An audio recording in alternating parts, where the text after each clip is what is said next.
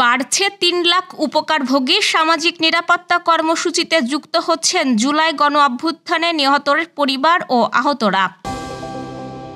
স্বাধীনতা সংগ্রাম ও মুক্তিযুদ্ধের ইতিহাসের এক অনন্য দিন আজ। হিজবুত তাহরিরের বিক্ষোভের ডাক, সব কার্যক্রম শাস্তিযোগ্য অপরাধ বলল পুলিশ সদর দপ্তর। হিজাব নিকাব পরার বিষয়ে ঢাকা বিশ্ববিদ্যালয়ের নতুন সিদ্ধান্ত। বিকেলে সংবাদ সম্মেলন ডেকেছে ছাত্রদল ও এনসিপি। জুলাই আন্দোলনে সেনাবাহিনীকে সতর্ক করেছিলেন ভলকার তুর্ক।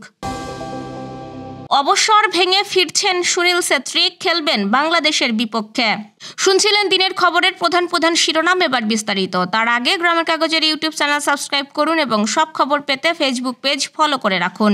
সামাজিক নিরাপত্তা কর্মসূচির আওতায় সুবিধাপ্রাপ্তদের সংখ্যা ও টাকার অঙ্ক দুটিই বাড়ছে। সামাজিক নিরাপত্তা কর্মসূচি সংক্রান্ত উপদেষ্টা পরিষদ কমিটির বৈঠকে এই সিদ্ধান্ত নেওয়া হয়েছে।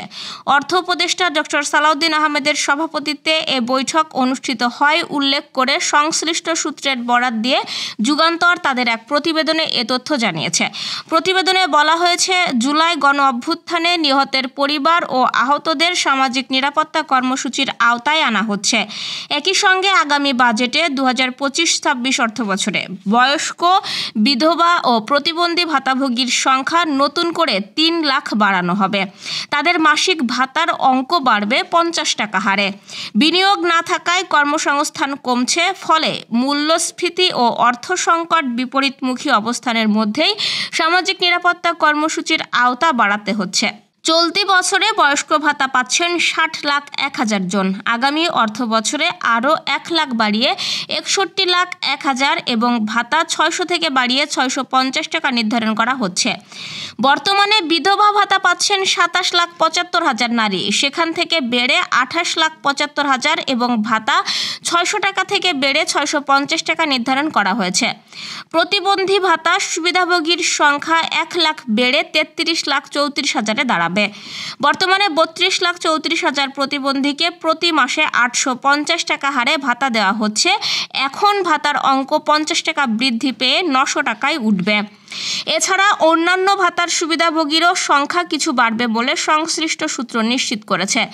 এদিকে আগামী অর্থ বছরে বাজেটে সামাজিক নিরাপত্তা কর্মসূচির তালিকায় জুলাই গণ অভ্যুত্থানে নিহত ও আহতদের যুক্ত করার সিদ্ধান্ত হয়েছে ওই বৈঠকে। জানা গেছে, আগামী অর্থ বছরে সামাজিক নিরাপত্তা কর্মসূচির আওতায় জুলাই গণ অভ্যুত্থানে নিহত ও আহতদের জন্য বরাদ্দ থাকছে 405 কোটি টাকা। তবে আর্থিক কার্যক্রমের বিষয়টি পরিচালনা করছে মুক্তিযোদ্ধা মন্ত্রণালয়। আজ ঐতিহাসিক 7ই মার্চ, বাঙালি জাতির স্বাধীনতা সংগ্রাম ও মুক্তিযুদ্ধের ইতিহাসের এক অনন্য দিন। 1971 সালের এই দিনে সোহরাওয়ার্দী উদ্যানে বিশাল জনসমুদ্রে দাঁড়িয়ে বঙ্গবন্ধু শেখ মুজিবুর রহমান বাংলাদেশের স্বাধীনতা সংগ্রামের ডাক দেন। এদিন লাখ লাখ মুক্তিকামী মানুষের উপস্থিতিতে এই মহান নেতা বজ্রকণ্ঠে ঘোষণা করেন, রক্ত যখন দিয়েছি রক্ত আরও দেব, এদেশের মানুষকে মুক্ত করে ছাড়ব ইনশাল্লাহ। এবারের সংগ্রাম আমাদের মুক্তির সংগ্রাম, এবারের সংগ্রাম স্বাধীনতার সংগ্রাম। বঙ্গবন্ধু শেখ মুজিবুর রহমানের 71-এর 7ই মার্চ দেওয়া ঐতিহাসিক ভাষণ পরবর্তীতে স্বাধীনতার সংগ্রামের বীজ মন্ত্র হয়ে পড়ে। একইভাবে এই ভাষণ শুধুমাত্র রাজনৈতিক দলিলই নয়, জাতির সাংস্কৃতিক পরিচয় বিধানের একটি সম্ভাবনাও তৈরি করে। মূলত বঙ্গবন্ধুর এই ভাষণের আহ্বানেই মুক্তিযুদ্ধের প্রস্তুতি শুরু করে বাঙালি। বঙ্গবন্ধুর ভাষণের সর্বশেষ দুটি বাক্য, যা পরবর্তীতে বাঙালির স্বাধীনতার চূড়ান্ত লড়াইয়ের দিক নির্দেশনা ও প্রেরণার হাতিয়ারে পরিণত হয়েছে। 2017 সালের 30 অক্টোবর ঐতিহাসিক 7ই মার্চের ভাষণকে বিশ্ব প্রামাণ্য ঐতিহ্য হিসেবে স্বীকৃতি দেয় জাতিসংঘের শিক্ষা, বিজ্ঞান ও সাংস্কৃতিক বিষয়ক সংস্থা ইউনেস্কো।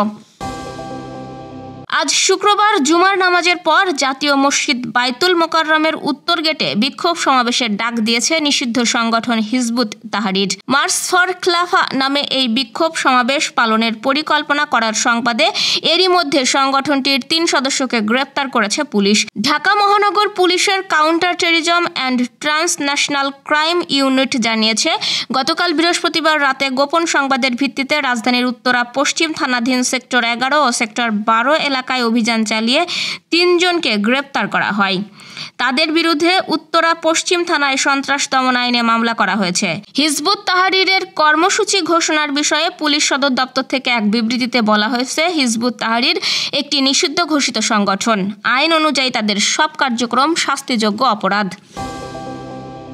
ঢাকা বিশ্ববিদ্যালয়ে হিজাব বা নিকাব পরা শিক্ষার্থীদের শনাক্তে নতুন সিদ্ধান্ত নিয়েছে বিশ্ববিদ্যালয় প্রশাসন। আপাতত নারী শিক্ষক, নারী কর্মকর্তা ও নারী কর্মচারীদের মাধ্যমে নিকাব ও হিজাব পরা ছাত্রীদের পরিচয় শনাক্তের বিষয়ে সিদ্ধান্ত হয়েছে। বৃহস্পতিবার ডিনস কমিটির সভায় এই সিদ্ধান্ত নেওয়া হয়। উপাচার্য অধ্যাপক ডক্টর নিয়াজ আহমেদ খান সভায় সভাপতিত্ব করেন। সভার সিদ্ধান্ত অনুযায়ী ছাত্রীদের পরিচয় শনাক্তের জন্য প্রয়োজনে নারী সহকারী প্রক্টরের সহযোগিতা নেওয়া হবে। এছাড়া পরিচয় শনাক্তের জন্য বায়োমেট্রিক সিস্টেম চালুর সম্ভাব্যতার বিষয়টি যথাসময়ে যাচাই করা হবে বলেও জানানো হয়। 6 মার্চ বিভাগের সেমিস্টার ফাইনাল পরীক্ষার পর হিজাব নিকাব নিয়ে বিড়ম্বনা ও বিশ্ববিদ্যালয়ের এই নিয়ম পরিবর্তন চেয়ে ফেসবুকে দীর্ঘ একটি স্ট্যাটাস দেন তাহমিনা আক্তার তামান্না নামে এক শিক্ষার্থী।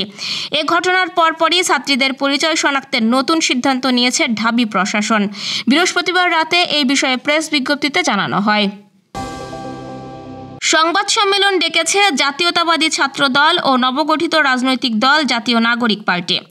আজ শুক্রবার বিকেলে সংবাদ সম্মেলন করবে তারা। ছাত্র দলের এক বিবৃতিতে বলা হয়েছে, বিকেল 3টায় নয়াপল্টনস্থ বিএনপি কেন্দ্রীয় কার্যালয়ের 3য় তলার কনফারেন্স রুমে জরুরি সংবাদ সম্মেলন করবে তারা। সংবাদ সম্মেলনে সমসাময়িক বিষয়াবলী নিয়ে কথা বলবে ছাত্রদল। এদিকে এনসিপির যুগ্ম সদস্য সচিব সালেউদ্দিন সিফাত এক বিবৃতিতে বলেছেন, শুক্রবার বিকেল 4:30 রাজধানীর বাংলা মোটরের রূপায়ণ টাওয়ারে জাতীয় নাগরিক পার্টি এনসিপির সংবাদ সম্মেলন অনুষ্ঠিত হবে। গত বছরের জুলাই-আগস্ট আন্দোলনের সময় জাতিসংঘের মানবাধিকার প্রধান ভলকার তুর্ক বাংলাদেশের সেনাবাহিনীকে সতর্ক করেছিলেন এই বলে যে যদি তারা সংঘর্ষে জড়িয়ে পড়ে তাহলে তাদের জাতিসংঘের শান্তিরক্ষা মিশনে অংশগ্রহণ নিষিদ্ধ করা হবে। বিবিসির হার্ড টক অনুষ্ঠানে তিনি একথা জানান। বিবিসির সাংবাদিক স্টিফেন শাকারকে তিনি বলেন, গত বছরের জুলাই-আগস্টে শিক্ষার্থীদের বিশাল বিক্ষোভ অনুষ্ঠিত হয়। তারা শেখ হাসিনার নেতৃত্বাধীন আগের সরকারের প্রতি বিরক্ত হয়ে উঠেছিল। তখন তাদের ওপর ব্যাপক দমনপীড়ন চালানো হচ্ছিল। ভলকার তুর্ক বলেন, তাদের অন্য বড় আশার জায়গা ছিল আসলে আমরা কি বলি, আমি কি বলি, আমরা কি করতে পারি।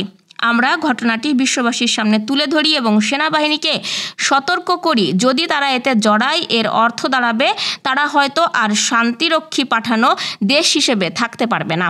ফলশ্রুতিতে আমরা পরিবর্তন দেখলাম, ফলস্বরূপ আমরা পরিবর্তন দেখতে পেয়েছি। ভারতের কিংবদন্তি ফুটবলার সুনীল ছেত্রী অবসর ভেঙে আবারও জাতীয় দলে ফিরে এসেছেন। চলতি মাসে এশিয়ান কাপ বাছাইয়ের বাংলাদেশের বিপক্ষে খেলবেন। বাংলাদেশ ও মালদ্বীপের বিপক্ষে খেলার জন্য তাকে আবারও দলে রাখা হয়েছে। ভারতীয় ফুটবল দল পক্ষ থেকে গণমাধ্যমকে এই খবর নিশ্চিত করা হয়েছে। তারা জানায়, মার্চে ফিফা উইন্ডোতে অধিনায়ক ও কিংবদন্তি ছেত্রী ভারতের হয়ে খেলবেন। ভারতীয় গণমাধ্যম অবশ্য আগেই খবর দিয়েছিল তার ফেরার বিষয়ে। আন্তর্জাতিক ফুটবলে তিনি ভারতের অনেক সাফল্যের নায়ক। তার অনুপস্থিতি ছিল বাংলাদেশের জন্য স্বস্তির, তবে সেই স্বস্তি আর থাকছে না।